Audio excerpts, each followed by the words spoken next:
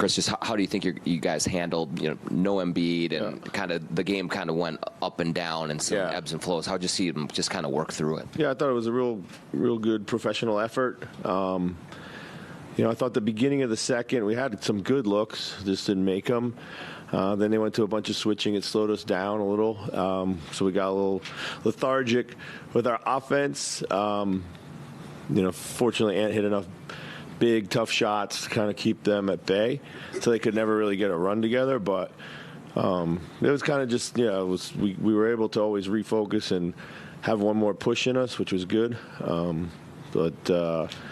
So pretty pleased with everything overall, And it seemed like the start of the fourth, Carl was good about just kind of getting some buckets and making sure that lead didn't shrink down to single digits again. Yeah, we did a better job of staggering Ant and Cat in the second half than we did in the first half. We try to do that as much as possible. Sometimes we get caught, not being able to, but that was certainly a goal going into the second half. So it seemed like Nas just had more offensive activity tonight, or kind of has been a spot-up shooter at times. Is that something you guys talked to him about? Is it something that he kind of found within the flow? Yeah, no, we need him to be more active, be a catalyst for more ball movement, get us into next actions, and just not just be a spot-up guy, which he's shot the ball well, but, over the last few games it hasn't gone in at the same rate, but he can do way more than that, get out in transition, kind of be active on the glass, like all those things. So, we don't want any of our guys to be one-dimensional, so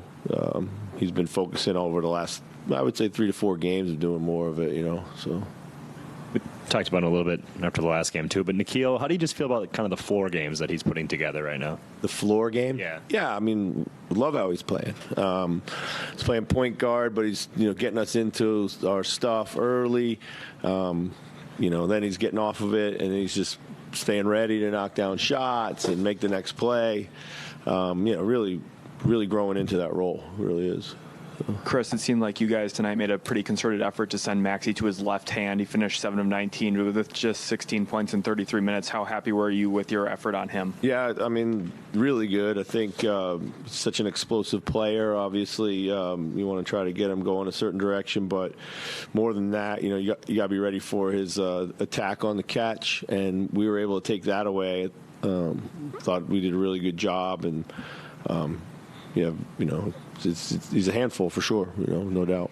So. And just with your perimeter defense in general this year, kind of the screen navigation for guys like McDaniels, who obviously didn't play tonight, but also Na and Ant, how are you impressed with their effort and their attention to detail and those things? We stress there's lots of ways to compete. You compete in little pieces. You got to compete around screens. You can't get hit. You got to keep fighting. Be ready for it, and we have a lot of length and size behind you, but it's still we put a lot of onus on point of attack defense. So, similar vein, what repeatable habits are most satisfying to you in the way you guys have been grinding teams down lately? I think it's point of attack defense. I think it's ball contesting shots. I think it's ball contain. That kind of stuff. When we add rebounding to it. Is when we're able to put runs together, defensively. But it's really kind of, I think, just the point of attack defense has been really strong. Did you mention anything to Ant about shot selection at halftime? He came out and obviously was shooting threes instead of those mid-ranges. Well, we talked a little bit earlier today about, more catch and shoots in general. As a way to counter some of the things that defenses have been doing against him. He's so good at it. And I think sometimes he forgets how good he is. And we wanted him, today to focus on obviously taking what the game gave you, but make sure you were ready to catch and shoot. And I mentioned it was just a professional effort tonight. Kind of what have you noticed maybe in the teams, whether it's preparation before a game or how they respond within a game, that's maybe enabled them to have nights like this and some other performances you've had that were where you kind of just took care of business? Yeah, I think it's very much a serious tone. There's a conversation about what needs to be done, what they hadn't done. Getting focused, getting refocused is really a lot of messaging amongst each other, and then just kind of getting the job done, winning the next 3 minutes, quarter, or second half, whatever it is, kind of refocusing on the task at hand. That's really what I've noticed, is that they've really been dialing each other in. Shake had his most productive game for you guys tonight. Yeah. What did you see out of him? Yeah, we love his aggressiveness early in the offense. Getting to space and getting to his spot. A little runner, looks automatic. But I still really love the way he moves the ball and finds people for us too. Seems like on everybody's schedule there are like schedule losses. People put it into terms on it. I guess just with that in mind, a lot of teams will sit certain guys and whatnot. Why was it important for you to play everybody in Phoenix? Well, our guys wanted to go down there and win. Well, we first of all, we've always set out to be we're gonna play. That's our mindset. We want our guys want to play. We want to play. We're not a rest team.